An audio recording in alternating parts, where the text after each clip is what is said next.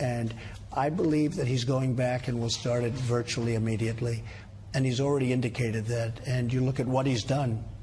So we got our hostages back, but they've blown up one of their sites, one of their testing sites, their primary testing site. In fact, some people say their only testing site.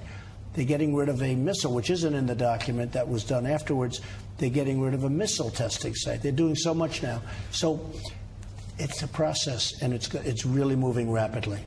Okay, rapidly is good. That is an excerpt from Sean Hannity's interview, exclusive cable interview. You'll see tonight, 9 p.m. Eastern Time. Let's bring in Ben Shapiro, editor-in-chief of the Daily Wire, syndicated columnist and the host of the Ben Shapiro Show.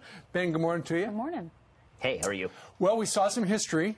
First time an American president has ever exchanged words with any leader from North Korea.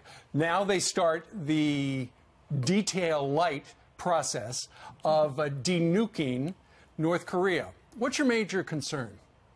Well, a major concern is that if you thought of the flag that was next to the American flag as a Nazi flag rather than a North Korean flag, then I think everybody would see the concern. This is a slave state with 25 million prisoners and a gulag system hundreds of thousands of people wide.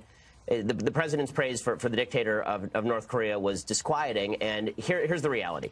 Diplomacy is a tactic. It is not an outcome. And the triumphalism that seems to be appearing in so many places this morning, where everybody's very excited that President Trump met with Kim, that's not justified by the outcome yet. Okay, maybe it will be. Maybe President Trump actually got some serious concessions out of the Kim family. But that would be the first time, because virtually every other president has failed in doing that. And the piece of paper that got signed yesterday is frankly weak. I mean, this is not a strong piece of paper. If what Trump says in that interview with Sean is exactly correct, then we'll all be celebrating. But I want to wait to see if that actually ends up being correct, because there's no history of this family ever having not lied to the West. Well, it appears that he wants to make some changes. I mean, he fired three of his dad's hardliners, and seems to be taking advice from other people instead of the people that ran that awful regime before. Clearly, this guy also has killed some of his family members. You're right about the 25 million. What does the president need to do to try to change his mindset so that he takes all of these people out of captivity and treats them fairly and feeds them? Frankly, I think the best thing the president has done thus far has been all of the strength leading up to this particular summit, not the actual summit itself. I think that when President Trump was demonstrating full scale that he was willing to do whatever was necessary in order to denuclearize the peninsula and to ensure that North Korea eventually transitions into a place that is more friendly to human rights, that's a lot better than going there and patting Kim Jong-un on the back. I don't understand, frankly, why we would have a summit like this from the President of the United States shaking hands and giving a thumbs up to a dictator when the president, we are the greatest country in the history of the world. This is the freest country in the history of the world. And putting the flag of the freest country in the history of the world next to the flag of an evil dictatorship and then praising that guy, we didn't have to do this. The guy's a tin pot dictator, and treating him as though he's an equal world leader seems to me counterproductive. But listen, I could be wrong. President Trump's proved me wrong before, and I'll be happy to admit that I'm wrong on your air as soon as all of the things that President Trump promises actually come to pass. The tradition is you go ahead and you have all your Secretary of State and people, the Undersecretary of State, work out this deal. And when you actually show up, you got a huge book, and they open it up and they sign it. It's the last day. This president is doing everything different from day one. I don't think I have to explain that to his biggest fan or his biggest critic. So the one thing he's doing different is we're going to break the ice of 70 years. We're going to start with a meeting and work our way backwards. So I think a lot of this is faith-based, right? A lot of this is faith-based. If President Obama had done this, I would be crushing him today. President Trump has done this, and we're going to have to see how it comes out in the wash, because the fact is that President Trump has not been as weak in negotiation, not nearly as weak in negotiation as President Obama was. So the outcome is going to determine whether this was a historic turning point or whether this was a debacle. Well, he was asked during his press conference a question regarding, what if they don't really, you can't verify, they might cheat, stuff like that. What are you going to do? And he said, I'm not going to talk about that right now. He said, I am willing to do anything to save the lives of 30 million people. So his heart is in the right place. But you're right. The verification thing is still a vast gray area that we do not know how that's going to work. Exactly. And my feeling here is that, again, the president could have said all of these things without necessarily going and being so kind to Kim himself. But maybe the president is right. It's possible. He always obviously bases these sorts of negotiations on personal relationships. He feels that he's forged a good personal relationship with Kim Jong-un. Again, I'm deeply skeptical that Kim Jong-un and President Trump are going to be besties and that this is going to suddenly change the world. But I'm happy to be proved wrong. For the 1000th time with President Trump, I'm happy to be proved wrong. But I can't be super optimistic in seeing what I'm seeing when the president is praising on stage a guy who is as evil as this guy. Then what do you think really happened to Otto Warmbier? You know, the president said he didn't die in vain, that we wouldn't be at this place if the world had not seen what happened to Otto. What do you think really happened to him? He was beaten to death. I mean, he was beaten to death by the North Korean prison guards. I mean, this is, and the North Koreans, it's a brutal dictatorial slave state. Why did they do that to him? Why the other three came back safely, and now his family, you know, they're left to wonder, why did you do that to our precious child?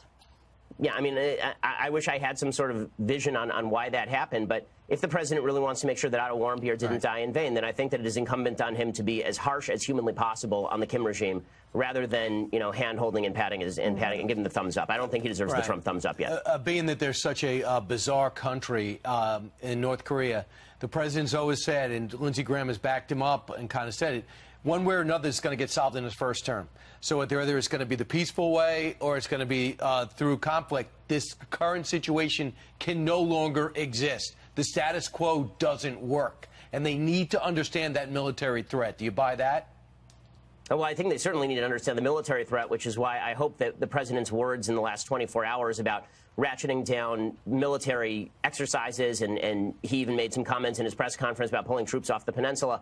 I think that's actually the exact opposite of what we ought to be talking about with regard to North Koreans. The reason they're coming to the table is because President Trump is a guy with a fist inside the velvet glove, and if you take away the fist, I think all that's left is an empty glove. I think he said that the war games were going to be on hold and the troops in South Korea will stay for now. Right. But stay tuned. Yep. All right. Ben, thank you very much. Ben. Great hearing from you today from L.A.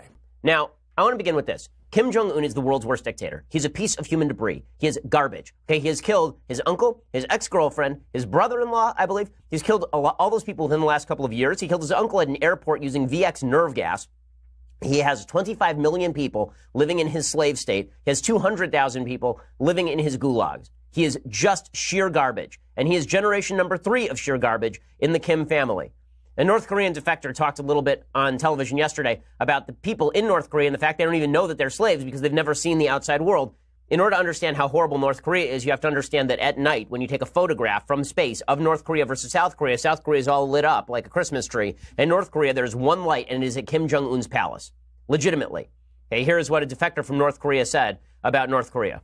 How bad was it in North Korea when you were there? It's hard to say because, I mean, I thought like I never knew my country was isolated. People in North Korea, they don't know that they are slaves. That's why, you know, if you don't know you are slaves, how do you demand to be free? Okay, so bottom line is that this is a slave state. It is run by one of the world's most evil families and the world's most evil human being at this point in time. Now, the reason I point this out is because people are treating the summit with a bit of frivolity. They're treating it as a giant celebration, a coming out party for Kim Jong-un. And that is completely inappropriate. The only reason that we're meeting with Kim Jong-un is because he's been testing his nuclear weapons and because his family has been pursuing nuclear weapons and lying about it to the West over and over and over again. And lest we forget, these lies have been continuous and repeated. Okay, the Kim family has lied no less than 8 times since 1992 to the American government about denuclearization.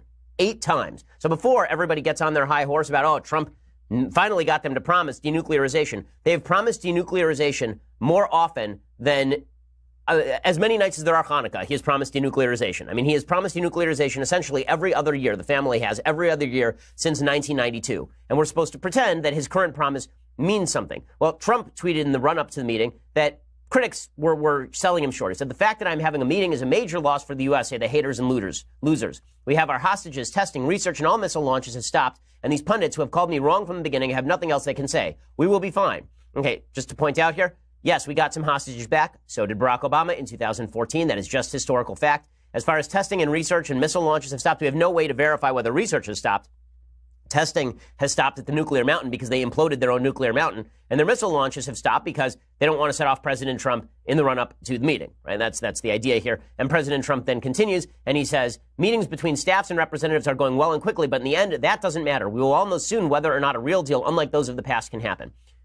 The truth is, usually a president of the United States does not get together with a foreign adversary to sign an agreement until there's an agreement to be signed, until there's something real and decent and long-lasting and verifiable to be signed. Right? The goal of these negotiations is CVID, okay? Complete, verifiable, irreversible denuclearization.